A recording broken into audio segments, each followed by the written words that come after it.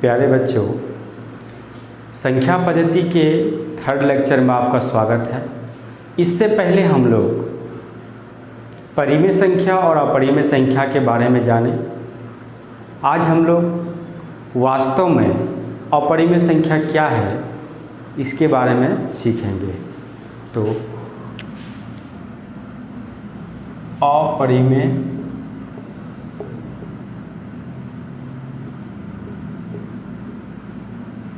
संख्या ऐसी संख्या जिसे p/q के फॉर्म में व्यक्त नहीं कर सकते हैं और q नॉट इक्वल टू 0। ऐसी संख्याएं परिमेय संख्या कहलाती है। जैसे √2 यानी √q ऐसी वर्गमूल की ऐसी संख्या जो वर्गमूल से बाहर ना निकल पाए। √3, √4। देखिए √4 को हम लोग बाहर निकाल सकते हैं, ये 2 के बराबर होगा, इसलिए अपरिमेय संख्या ये नहीं होगी। √5 नहीं निकाल सकते हैं। √6, √7, √8, √9 यस निकाल सकते हैं इसे, इसलिए √9 3 के बराबर है, इसलिए अपरिमेय संख्या नहीं है। अब √1 को भी हम लोग बाहर निकाल सकते हैं जो 1 के बराबर है। ठीक, तो 1 भी अपरिमेय संख्या नहीं है। अब अपरिमेय संख्या जैसे √2, √3, √5, √6, √7, √8 और आदि अपरिमेय संख्याएं हैं। अब इस अपरिमेय संख्या को नंबर लाइन में रिप्रेजेंट करना है। वैसे तो नंबर लाइन में परिमेय संख्या और अपरिमेय संख्या दोनों को रिप्रेजेंट कर सकते हैं, लेकिन आज का टॉपिक है कि अपरिमेय संख्या को नंबर लाइन में कैसे रिप्रेजेंट करेंगे। तो सबसे पहले हम लोग एक नंबर लाइन ड्रॉ कर लेते हैं।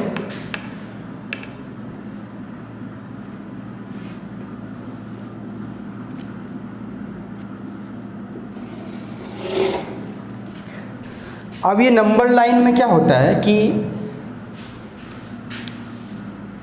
एरो रहेगा दोनों तरफ, इसका मतलब है कि अनंत तक जा सकती है, इधर भी इधर भी।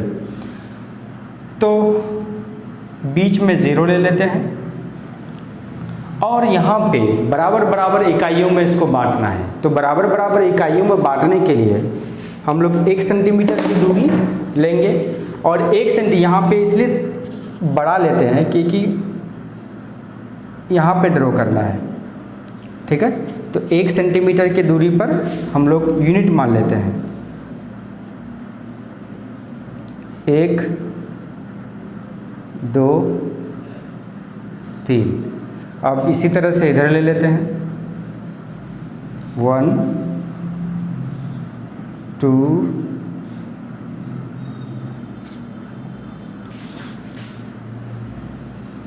3। अब देखिए बराबर बराबर यूनिट में माप दिया। अब इसको चेक कर लेते हैं कि बराबर है कि नहीं, प्रत्येक यूनिट बराबर है या नहीं है। देखिए बराबर बराबर जा रहा है, देखिए बराबर बराबर जा रहा है, देखिए चलिए, तो बराबर बराबर यूनिट में हो गया। तो अब देखिए कि इसको रिप्रेजेंट करने के लिए या 0 है या 1, 2, 3। ठीक है, तो हम लोग क्या करते हैं कि नंबर लाइन में रिप्रेजेंट करने के लिए कोई भी अपरिमेय संख्या को हम लोग 0 से लेते हैं, 0 से इधर लेंगे तो इधर इरेज कर देते हैं 0 से। अब हम लोग को सबसे पहले अंडरलाइन में √2 को रिप्रेजेंट करना है। तो 0 से लेकर यहाँ तक 1 यूनिट मान लेते हैं पहले कि 0 से लेकर यहाँ तक 1 यूनिट है, 1 यूनिट यानी इकाई, 1 इकाई। ठीक, अब देखिए 1 जहाँ पे आया वहाँ पे लंब ड्रॉ करेंगे। तो लंब ड्रॉ करने के लिए हम लोग इसका प्रयोग करेंगे। देखिए ये 90 डिग्री का है, इससे हम लोग लंब आसानी से बना सकते हैं।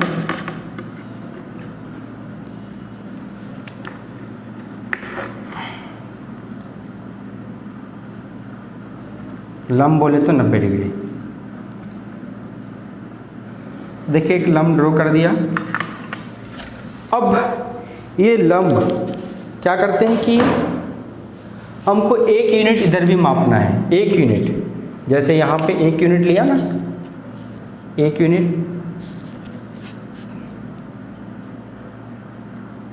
1 यूनिट लिया, तो 1 यूनिट इधर भी लेना है। ठीक है, तो अब क्या होगा, यहाँ से लेकर यहाँ तक 1 यूनिट है, फिर यहाँ से लेकर यहाँ तक 1 यूनिट है। 1 यूनिट माप लिया, यानी यहाँ से लेकर यहाँ तक क्या है, 1 यूनिट है, यानी इकाई है। अब यहाँ पे ए मान लेंगे, जहाँ पे 1 हुआ, यहाँ पे जहाँ पे लंब ड्रॉ किए वहाँ पे ए मान लेंगे, और जहाँ पे 1 सेंटीमीटर यहाँ लिए तो इसको बी मान लेंगे। अब ओ से बी को मिला देंगे, ओ से बी को मिला देंगे। अब देखिए, अब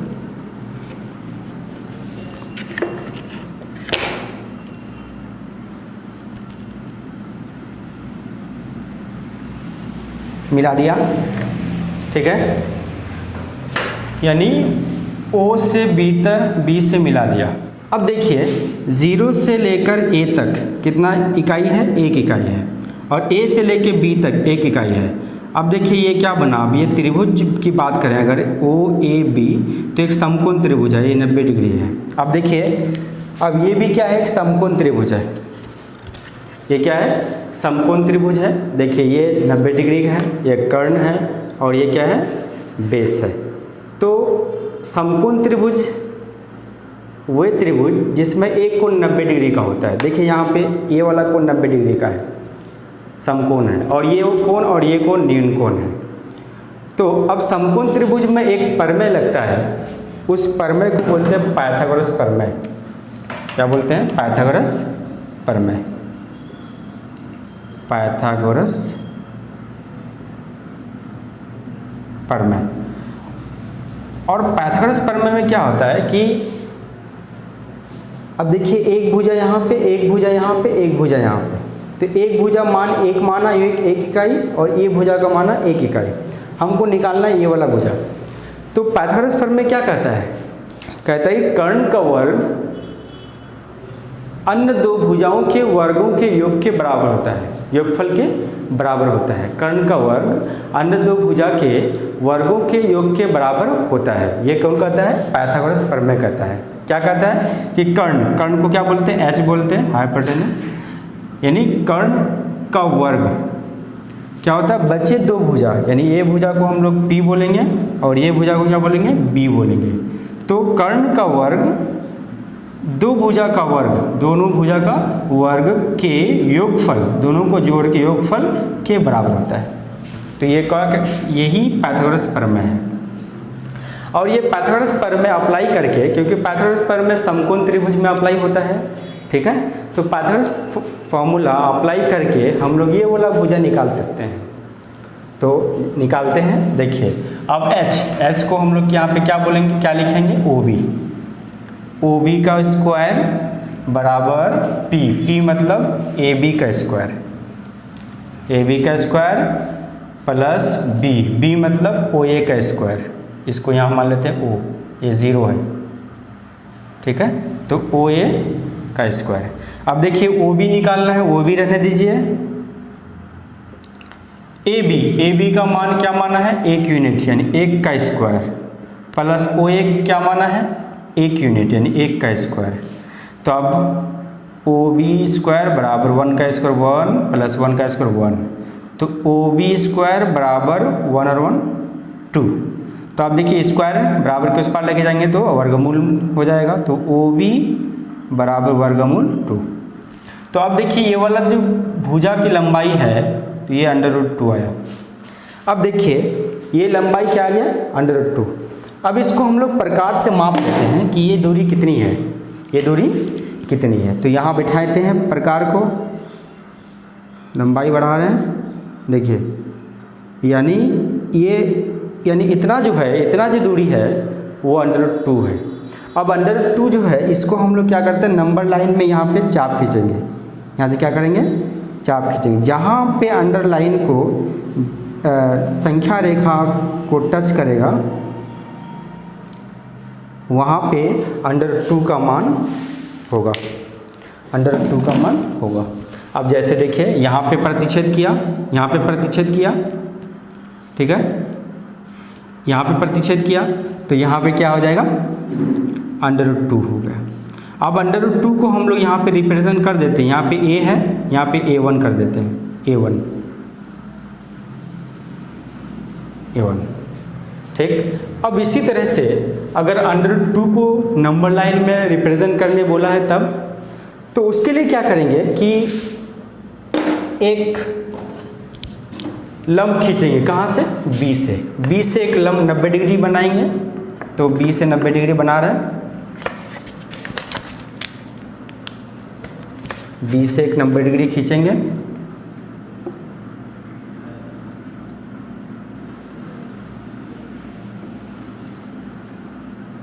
खींच दिया 90 डिग्री।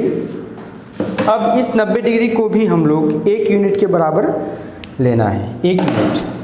तो 1 यूनिट जैसे यहाँ पे लिया है हम लोग ने, 1 यूनिट। इसी तरह से यहाँ से माप के आपको 1 यूनिट ले लेना है, 1 यूनिट ले लिया। अब क्या करेंगे कि यहाँ पे मान लेते हैं कि यहाँ C है, ये C है। अब C से O को मिला देंगे, C से O को मिला देना है। तो उसके लिए हम लोग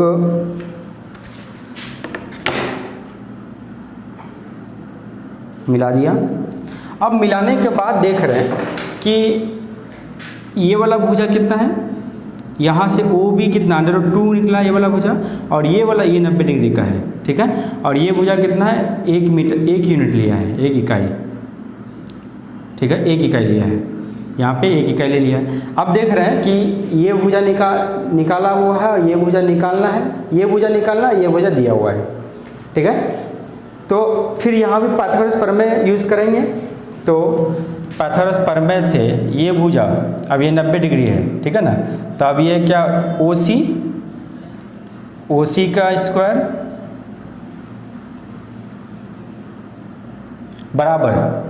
बराबर क्या हो जाएगा, OB का स्क्वायर प्लस BC का स्क्वायर। तो OC निकालना है तो OC रहने देंगे, OB देखिए यहाँ पे √2 निकाला हुआ है, √2 का होल स्क्वायर प्लस BC, और BC का मान कितना है, 1 माना है, 1 यूनिट यानी 1 का स्क्वायर। तब OC स्क्वायर बराबर, अब देखिए √2 का होल स्क्वायर, √2 बोले तो देखिए √2 गुना √2, इसको जब गुना करेंगे तो √4 होगा, इसका मान कितना होता है, 2 होता है। तो ऐसे भी कर सकते हैं, स्क्वायर को रूट के साथ कैंसिल कर दो, यानी 2 हो गया प्लस यहाँ पे 1।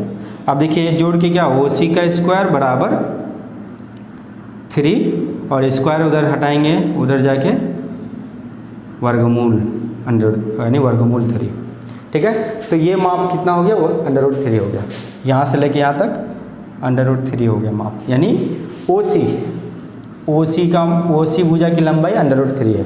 अब प्रकार को फैलाना है कितना के बराबर, √3 के बराबर आपको फैलाना है प्रकार को।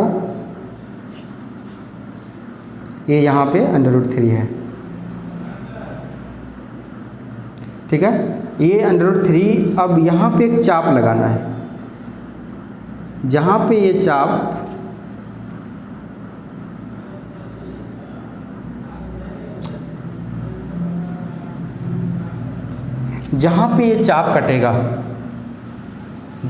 चाप कटेगा, नंबर लाइन को, वहाँ पे क्या बनेगा, देखिए यहाँ पे √3 का रिप्रेजेंट कर दिया। अब देखिए यहाँ पे √2 को रिप्रेजेंट किया था और यहाँ पे √3 को रिप्रेजेंट कर दिया। अब देखिए इसी तरह से आगे बढ़ते जाएंगे, फिर यहाँ पे एक लंब खींचेंगे, फिर यहाँ से मिला देंगे, फिर यहाँ से लंब खींचेंगे, फिर यहाँ मिला देंगे। ऐसे करते करते करते करते करते करते करते करते करते एक क्या बनेगा, इस तरह की आकृति बनेगी। इस तरह से हम लोग नंबर लाइन में कोई भी अपरिमेय संख्या को रिप्रेजेंट कर सकते हैं। तो नेक्स्ट, अब प्रश्नावली 1.2 का पहला क्वेश्चन कि नीचे दिए गए कथन सत्य है या असत्य, कारण के साथ उत्तर दीजिए। तो पहला क्वेश्चन है कि प्रत्येक अपरिमेय संख्या एक वास्तविक संख्या होती है। नंबर 2, संख्या रेखा का प्रत्येक बिंदु √m के रूप का होता है, जहां m एक प्राकृतिक संख्या है। नंबर 3, प्रत्येक वास्तविक संख्या एक अपरिमेय संख्या होती है। तो हम लोग बेसिक में पढ़ा था कि एक कंसेप्ट दिया था मैंने कि जैसे सबसे पहला गोला प्राकृतिक संख्या का दिया था, नेचुरल नंबर। उसके बाद का गोला दिया था पूर्ण संख्या। उसके बाद का गोला दिया था इंटेजर। उसके बाद वाला गोला दिया था परिमेय संख्या, और सबसे हटके गोला दिया था अपरिमेय संख्या का, अपरिमेय संख्या का। ठीक, अब फिर इसको मिला के हम लोग बोले थे वास्तविक संख्या, वास्तविक संख्या।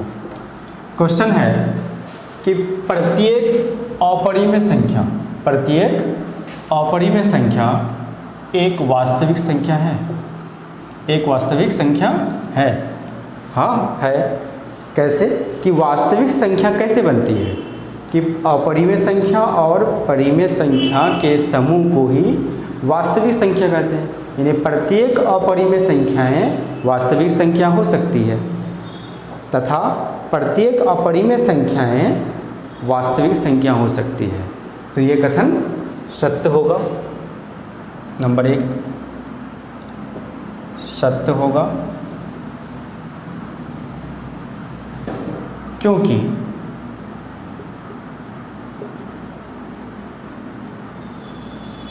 परिमेय संख्या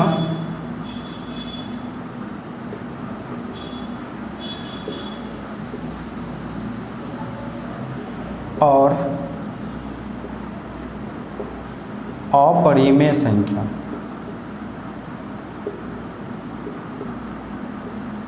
के समूह को वास्तविक संख्या कहते हैं।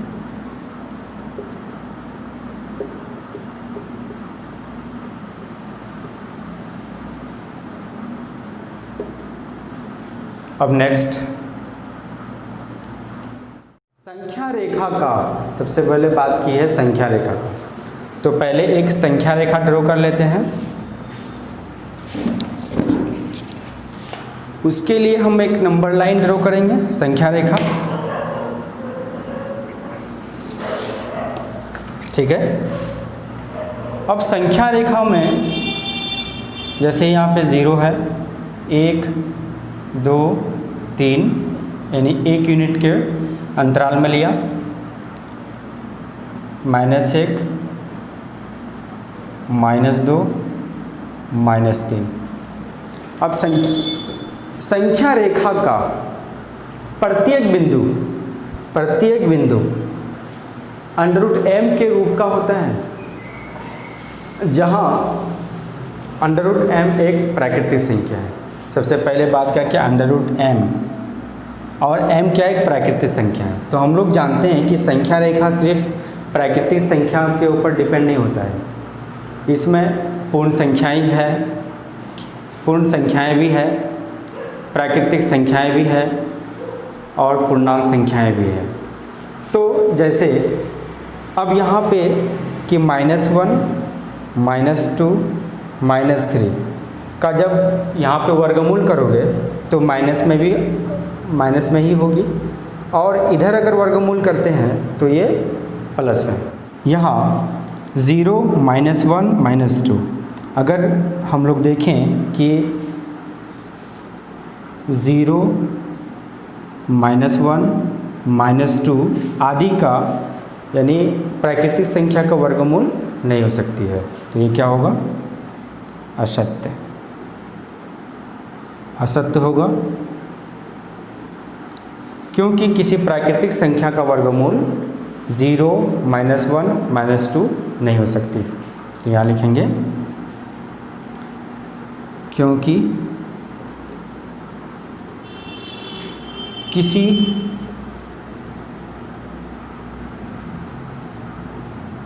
प्राकृतिक संख्या का वर्गमूल 0, -1, -2 नहीं हो सकती, नहीं हो सकती। अब नंबर 3 क्वेश्चन है, प्रत्येक वास्तविक वास्तविक संख्या एक अपरिमेय संख्या होती है।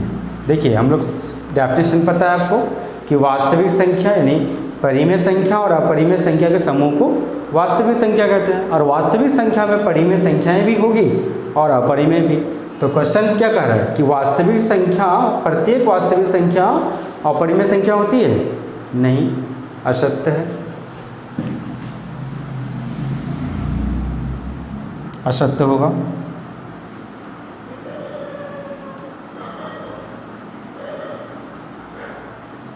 असत्य होगा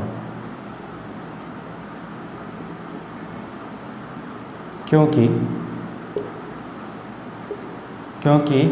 वास्तविक संख्या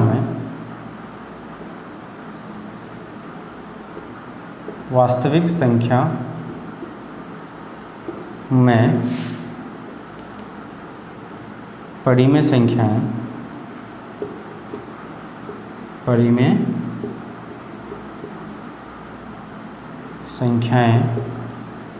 अपरिमेय नहीं हो सकती, अपरिमेय संख्याएं नहीं हो सकती।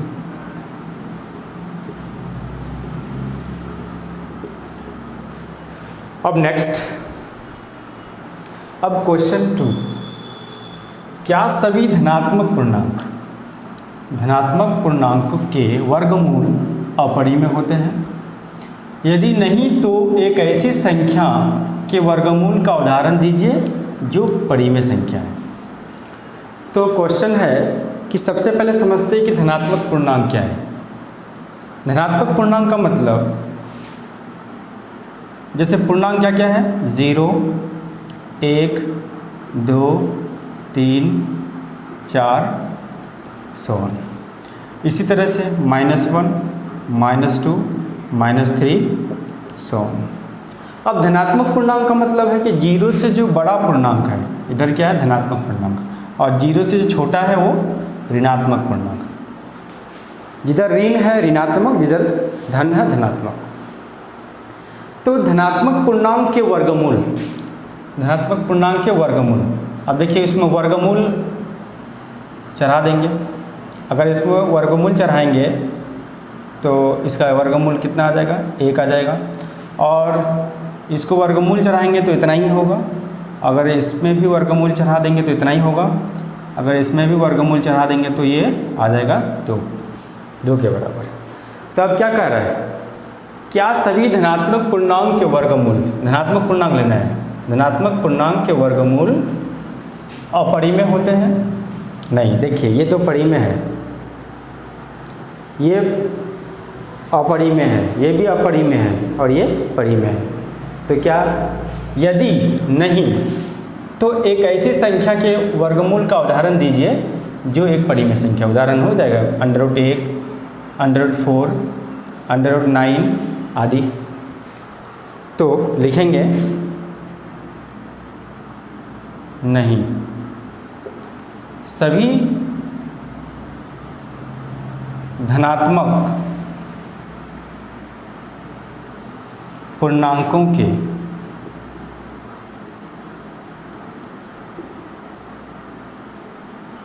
वर्गमूल अपरिमेय नहीं हो सकती है।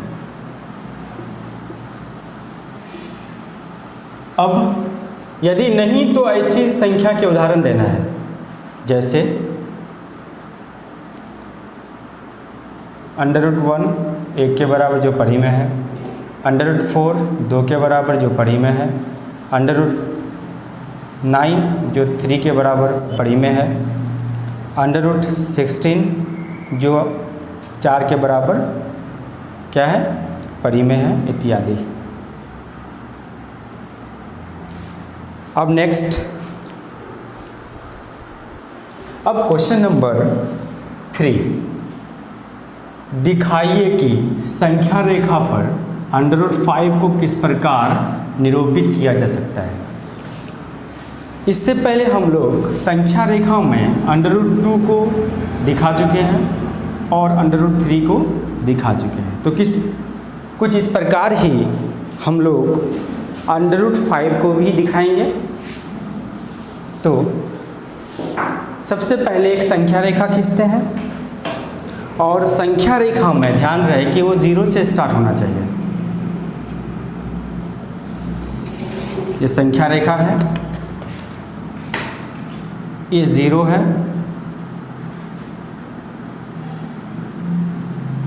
1 यानी दूरी ले लेंगे, इकाई में ले लेंगे।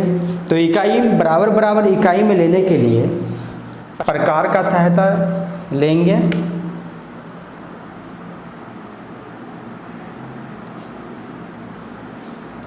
ले लिया 1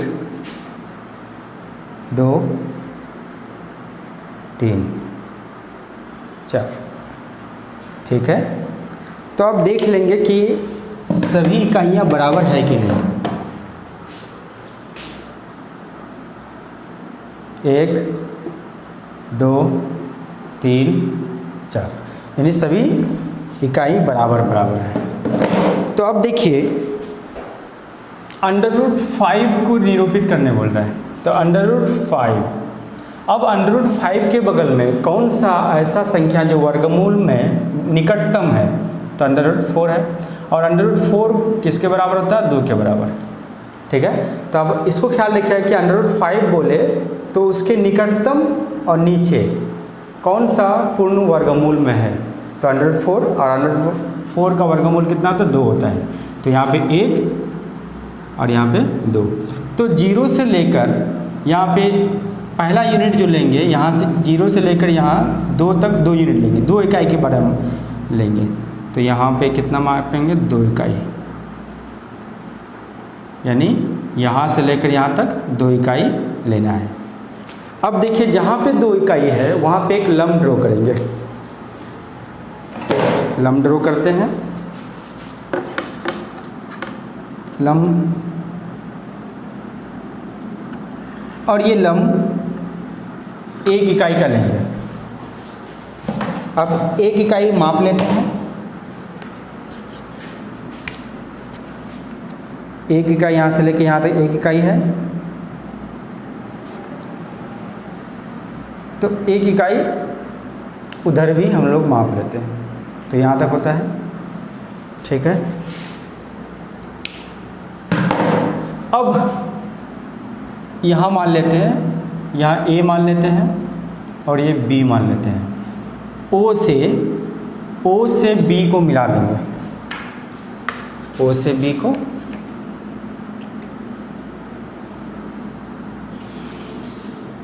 मिला दिया।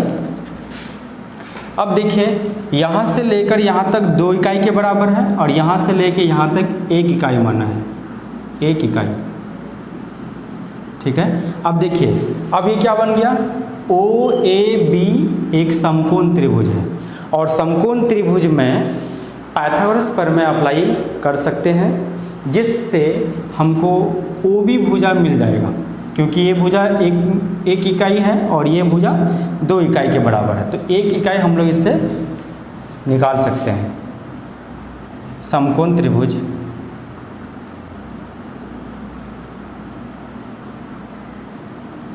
ओ ए बी में पाइथागोरस प्रमेय से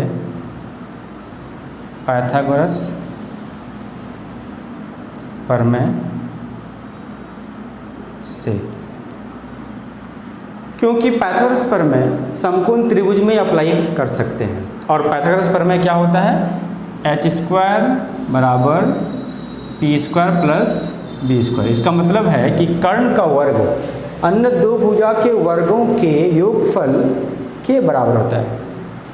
ठीक है, तो यही पाइथागोरस प्रमेय है।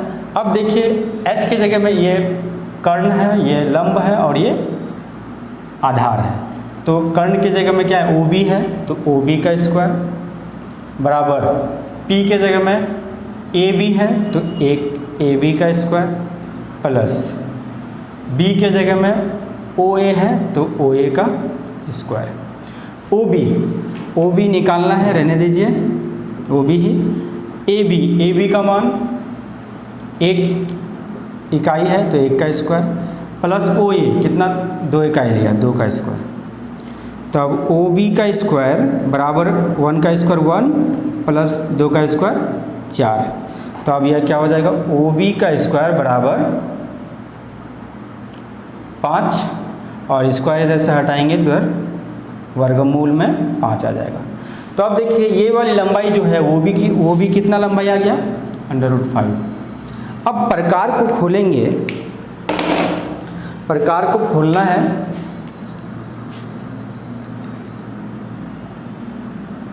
यहाँ से पहले मापना है प्रकार को, यानी ये वाला भुजा को। मापने के बाद एक चाप लगाएंगे, जहाँ संख्या रेखा में कट करेगा वहाँ उस संख्या रेखा में √5 का जगह स्थान होगा। तो √5 का स्थान कहाँ हुआ, यहाँ पर। ठीक है, और यहाँ पे मान लेंगे, यहाँ पे A1 बोल लेते हैं और A1 क्या हो गया, √5 हो गया। तो यही हम लोग को दिखाना था कि संख्या रेखा में √5 का स्थान या निरूपित या स्थान या निरूपण बताना है, तो निरूपित कर दिया यहाँ पर √5। तो इसी तरह से नेक्स्ट, अब क्वेश्चन नंबर 4, कक्षा के लिए क्रियाकलाप। वर्गमूल सर्पिल की रचना। कागज की एक बड़ी शीट लीजिए, तो एक बड़ी शीट हमने ले लिया यहाँ पे, और नीचे दी गई विधि से वर्गमूल सर्पिल की रचना कीजिए। सबसे पहले एक बिंदु O लीजिए, तो एक वो बिंदु ले लिया, इस बिंदु का नाम है O। ठीक, अब आगे, और एकक लंबाई का रेखाखंड OP खींचे। अब एकक लंबाई का लंबाई यानी रेखाखंड खींचने बोल रहा है, एकक लंबाई का।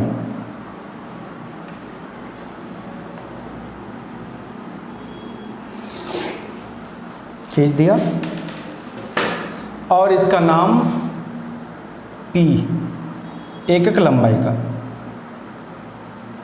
P। एकक लंबाई का रेखाखंड OP खींचिए, खींच दिया। एकक लंबाई वाले OP1 यानी OP1 पर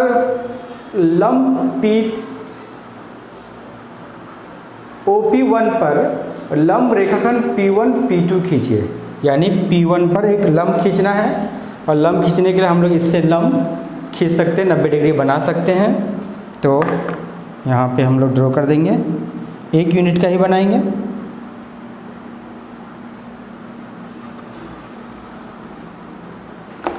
ठीक है, लंब ड्रॉ कर दिया। अब इसको माप के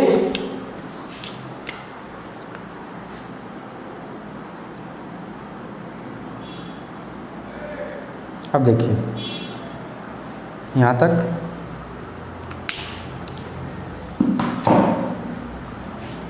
अब इसका नाम देंगे P1 P2। अब क्या कह रहा है कि OP1 पर लंब रेखाखंड P1 P2 खींच दिया। अब OP2 पर फिर लंब खींचने बोल रहा है। पहले इसको मिला देते हैं, यानी O से P2 को मिला देते हैं। मिला दिया। अब मिलाने के बाद क्या कर रहा है, अब OP यानी OP2 पर लंब रेखाखंड P2 P3 खींचे। अब इस पे लंब खींचने बोल रहा है, तो अब इसको लंब खींचने के लिए फिर हम लोग इससे लंब खींच सकते हैं।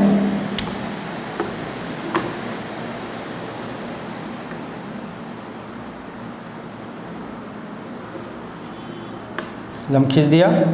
अब देखिए ये 90 डिग्री हो गया, ये भी 90 डिग्री का हो गया।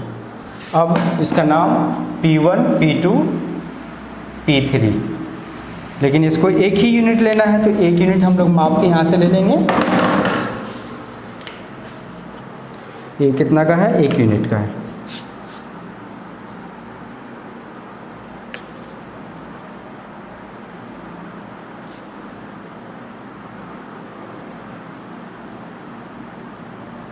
यहाँ से 1 यूनिट काट के 1 यूनिट।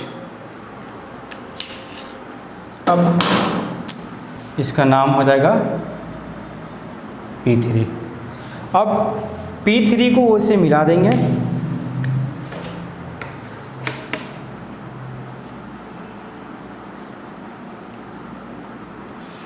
मिला दिया। अब क्या कह रहा है कि रेखाखंड P1 P2 खींचे और P2 पर लंब रेखाखंड P2 P3 खींचे। देखिए P2 P3 खींच दिया। तब OP3 पर लंब रेखाखंड P3 P4 खींचे। अब इस पे भी लंब खींचने बोल रहा है, तो इस पे भी हम लोग एक लंब खींच देंगे। इस पे भी लंब,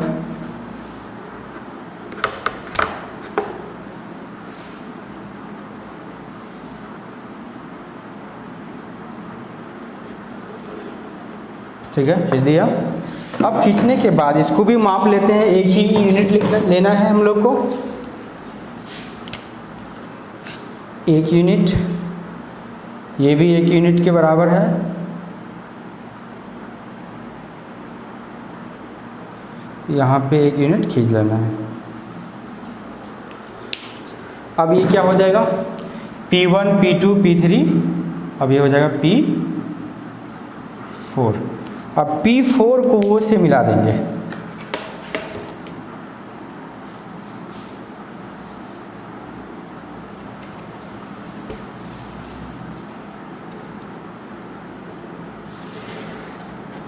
मिला दिया। अब क्या कह रहा है, P3 P2 खींचे और OP3 पर P3 P4 खींचे, खींच दिया। अब क्या, इस प्रक्रिया को जारी रखने बोल रहा है। अब इस प्रक्रिया को जारी रखने बोल रहा है। रखते हुए OPN-1 पर एकक लंबाई वाला लंब रेखाखंड खींचिए। आप रेखाखंड PN-1 PN प्राप्त कर सकते हैं। यानी इसको हम लोग जारी रखते समय इस प्रकार आप बिंदु OP1 P2 P1 P2 P3 P4 इसी तरह से P5 P6 P7 यानी इस तरह से बनता, कंटिन्यूअसली सर्पिलाकार बनता जाएगा। तब क्या कर सकते हैं, प्राप्त कर लेंगे और उन्हें मिलाकर √2 √3 √4 यानी किसी का भी हम लोग सर्पिलाकार बनाते जाएंगे। तो √2 √3 √4 √5 √6 √7 इसको हम लोग क्रियाकलाप में कर सकते हैं। तो प्यारे बच्चों, आज के इस वीडियो में इतना ही।